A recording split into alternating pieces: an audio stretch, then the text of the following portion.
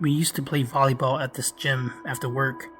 All of the games were held at night, so it was really convenient for us. It's still in operation, and they hold volleyball games there all the time.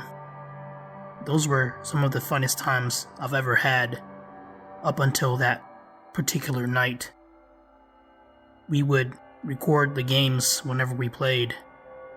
I still have footage of most of them. I say most because there was a story behind why we weren't able to capture some of the games. Whenever we recorded our games, we would stick our phones on a tripod in a corner and angled it in such a way that it captured the widest view possible. One day I set up the phone and left it on record as I entered the game, like I've always done. It recorded a little over 2 minutes before suddenly stopping. I did not find out until I looked at it after the game. Needless to say, I was disappointed at myself for thinking I had done something wrong. I always made sure my phone had enough battery and storage before recording. We all did, and never had any prior issues. After that, it happened several times to each of our phones. I felt good, knowing it just wasn't my phone, because everyone teased me for not knowing how to operate it. The issue did not happen all the time, only enough to be noticeable. One night, my husband Bruce set up his phone before returning to the bleachers on the opposite side. There were no seatings on the side where the phone was. However, on that side were panels of glass stretching the entire length of the wall. There was an empty field next to the gym that could be seen through the glass panels. No one was anywhere close to the phone when it was recording, nor was there anyone on that side of the wall, except the referee who stood in the middle, on an elevated stand. Even then, the ref never left the post until after a set. The stand was also about 50 feet from the corner where the phone was. When we viewed the video, we saw Bruce running back to the bleachers across from where he set the phone.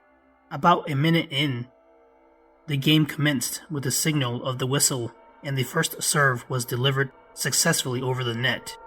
The whole gym came alive, filled with yelling and cheering from both teams, as well as the spectators. The ball moved back and forth with each bump, set, and spike. The distinct smack on the ball could be heard as each team attacked the other, along with the squeaking shoes of each player. The referee conducted the organized, chaotic spectacle gracefully with her whistle by controlling the flow of the game with each point as one team attempted to best the other. The sound of the atmosphere was beautiful and almost symphony-like. Then about 5 to 6 minutes in, there was this really strange, incoherent mumble.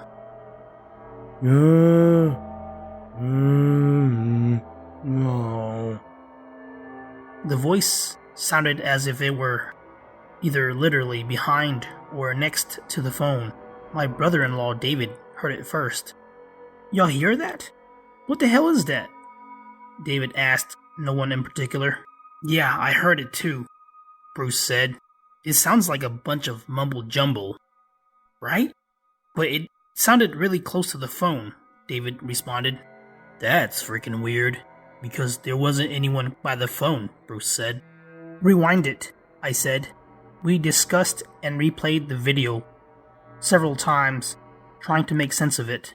The discussion ranged somewhere between the gym being possibly haunted and background noise frequency interruption.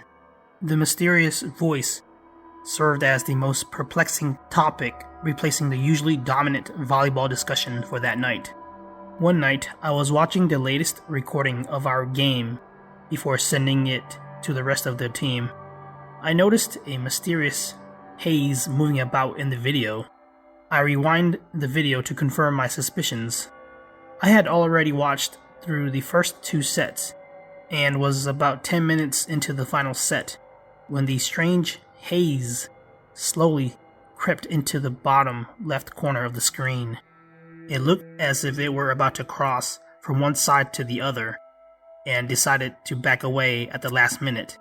The vision of the haze made me think of the worst possible scenarios, like, could it be some sort of ghost or spirit?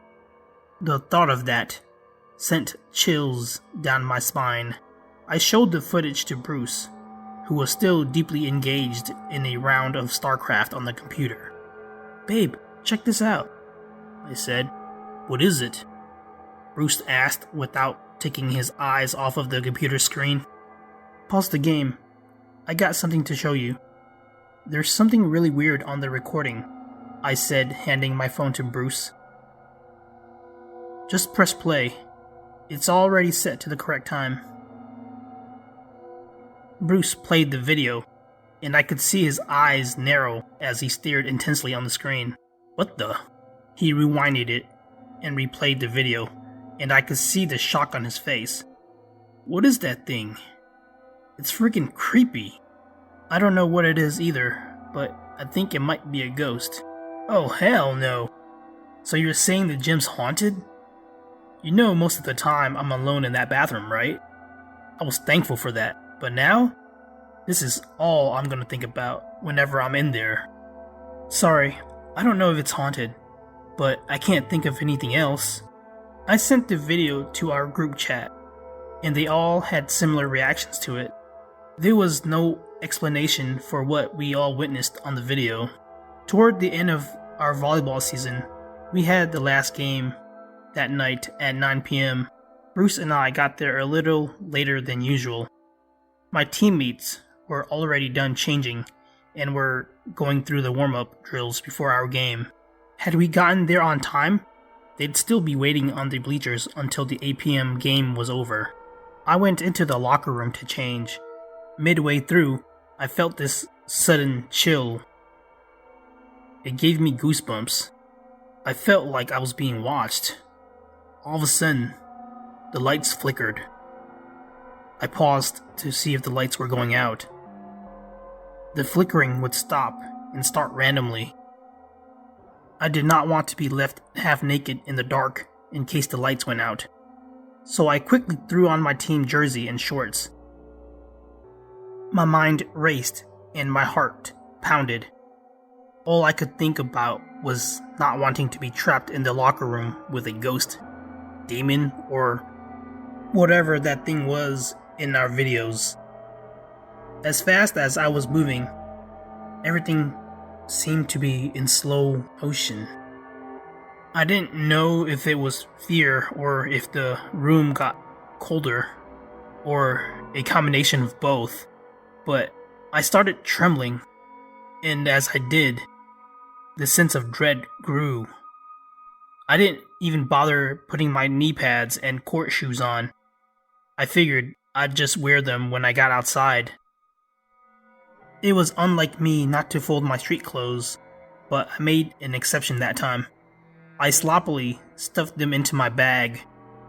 The clothes were still halfway sticking out, but I didn't care. I grabbed my shoes to leave, but tensed when the lights dimmed. Then came a slow and controlled squeak from one of the shower stalls behind me, followed by the spray of water. As much as I wanted to turn and run, my body wouldn't move. It felt as if the horror behind me was boldly daring me to look upon it, and I couldn't muster enough strength to face it. Overwhelmed by terror, shame, and confusion, I finally broke into a cry. I don't know how long I stood there trembling in tears, but it felt like forever. With my teary eyes still closed, I took a huge gulp and finally cried out. "What do you want from me? Why are you doing this?" I felt the being's dark and evil presence as it loomed over me. It made me nauseous. Shuddering, I scanned it slowly with the narrow slits of my eyes. The being was a huge, dark figure with bat-like wings, a pair of horns, and glowing red eyes. If devils and demons existed, then that was it. The demonic being wore a sinister smile, with its sharp black teeth showing. Towering over me, it had to be at least 8 feet tall. I whimpered as the thing lowered itself and snarled into my ear. I dropped my belongings and bolted towards the door. When the handle was within reach, the door suddenly swung open and I ran full force into something or someone. We both tumbled to the floor. "Get away from me!" I cried as I twisted, turned, and kicked. "Whoa, stop! What's going on with you? You need to calm down," shouted a familiar voice from a woman. I looked up and saw my teammate Melissa beside me. I got up on my knees and hugged her tightly as I cried. Melissa comforted me. She asked me what happened, but I just shook my head. I must have looked like a crazy person because of how hysterical I was. She helped me with my belongings and walked me back to the bleachers outside. From there, Bruce embraced me and we drove home. No one else knows besides Bruce, but I must have wetted myself during the encounter. My shorts were wet, so I sat on a towel on the way home. Though I did not tell my husband right away, I could see the concern on his face. He understood and supported me as I coped with the traumatic experience. I skipped the remaining games of the season. I never went back to the gym, and we also stopped recording our volleyball games after that. I don't know what happened. We've played volleyball there for years without incident except for those few times. I was devastated not being able to play there anymore. They were some of the best times of my life since I love volleyball so much. It's been several years now, and I'm better, but it wasn't easy. Bruce supported me through it all, and I've also strengthened my relationship with God. My family and I had always gone to church, but I've never been overly religious or spiritual, so it was good to rekindle my faith in Christ.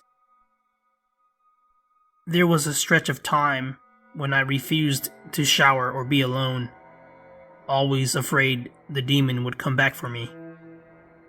I lived life always looking over my shoulders.